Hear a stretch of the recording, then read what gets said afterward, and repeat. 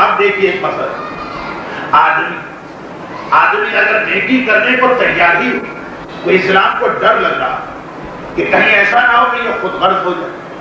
یعنی اگر یہ سوچے کہ پتھر ہٹانے کا ایک ثواب ہے ہی، اچھا ہوا کہ مولانا نے بتا دیا بطور تو یہ میں اپنے نام اعمال میں کیوں نہ لکھوا دوں، میں مرحوم کو دے دوں گا تو مجھے کیا ملے گا.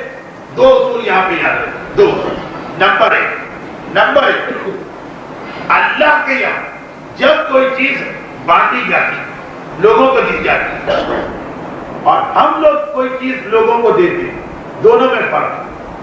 ہمارے ہاں کوئی چیز جب لوگوں میں دی جائے تو ڈویژن ہو، تقسیم ہو. اللہ کے ہاں جو کوئی چیز لوگوں کو دی جائے تو ملٹیپلیکیشن ہو، ضرب ہو.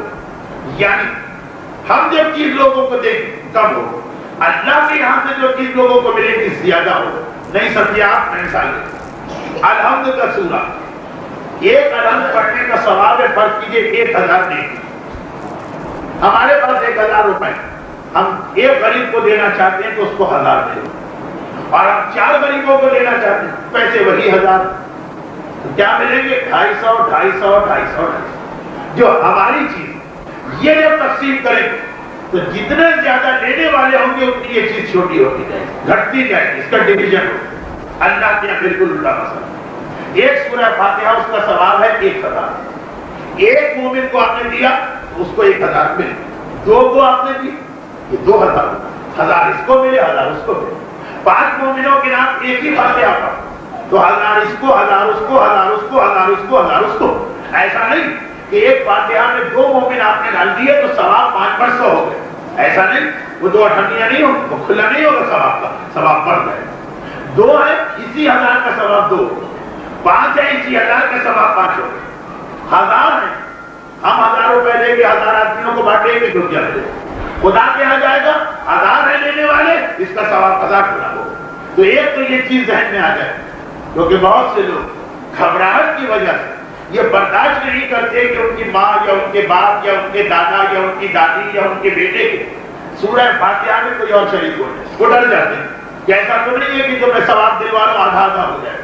یہ ہمارے یہاں ہے ہماری چیز، اللہ کی جو چیز ہے وہ ہمیشہ ڈبل ہو جاتی ہے. اور اس کے کئی طریقے سے سمجھایا گیا. جب اس عیسائی پیغمبر امام پر اعتراض کیا کہ یہ جو آپ کے تصور کہ اللہ کے پاس جو نعمتیں اس کو جتنا بھی بڑھا اصل نعمت میں کمی نہیں آتی. بھائی تو میں نے کہا 1000 ثواب یہ آپ کو اپنی والدہ مرحومہ کو دینا. اب ہم نے اس میں 5 آدمی اور ڈال دی، دادا بھی آ گئے، دادی بھی آ گئی، نانا بھی آ گئے، نانی بھی آ گئے. تب ہم گھبرا کہ یہ 1000 جو ماں کا ثواب ہے یہ کم نہ ہو جائے. دیکھیے یہی اعتراض جڑ دیا. اس بہت مشہور بات ہے، 5ویں امام جب شام گئے تھے واپسی میں وہ جو ایک عیسائی راہب ٹکرا گیا کہا آپ لوگ تو یہ عقیدہ رکھتے. یعنی اتنی مشہور بات تھی ایک زمانے میں مسلمانوں کہ ایک عیسائی جس کو نہیں پتا کہ یہ کون، وہ ان کو عام مسلمان سمجھا. اس کی مثال دی امام نے کہا، اس کی مثال چراغ. یہ شمع، یہ موم بتی، یہ چراغ. ایک موم بتی ہے، اس سے 10 موم بتیاں روشن کرو، پہلے کے نور میں کوئی فرق نہیں پڑے گا، وہ اتنا ہی رہے گا جتنا شروع میں.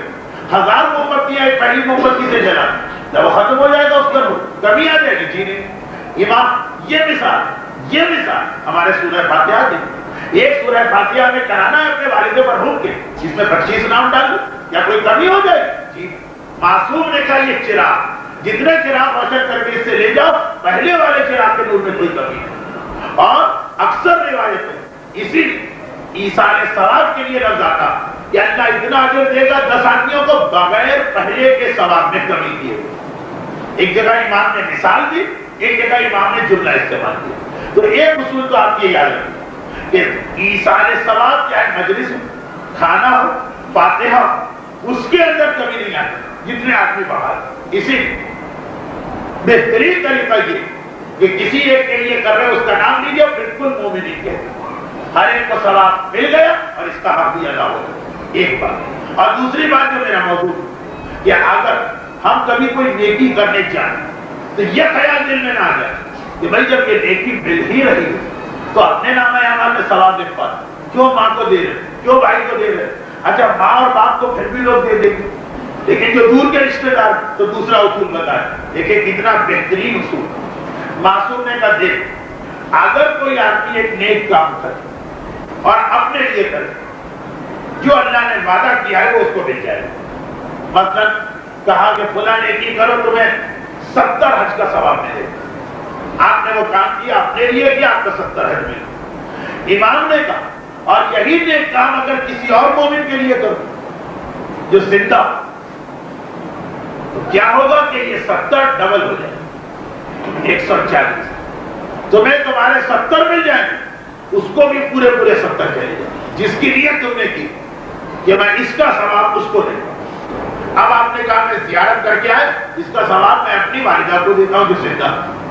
اب کیا یہ خیال نہ کہ بھائی میں 70 حج کا ثواب لے کے آئے، جو روایت ہے نا کربلا کی زیارت کا ثواب 70 حج کے برابر، تو 70 کا ثواب لے کے آگے اگر یہ میں نے دے دیا اپنے کسی رشتے دار تو میرے پاس کیا بچا؟ لیکن بات نہیں، ایسا نہیں.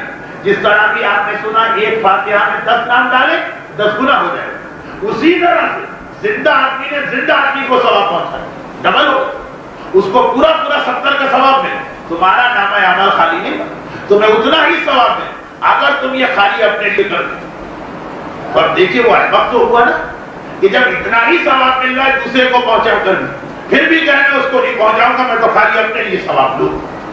یہ یا احمق ہو یا حاسد ہو، حسد کرنے والا جو یہ برداشت نہیں کر سکتا کہ نیکی میں نے کی ہے ثواب بولے. خطرناک ترین گناہ ہے حسد.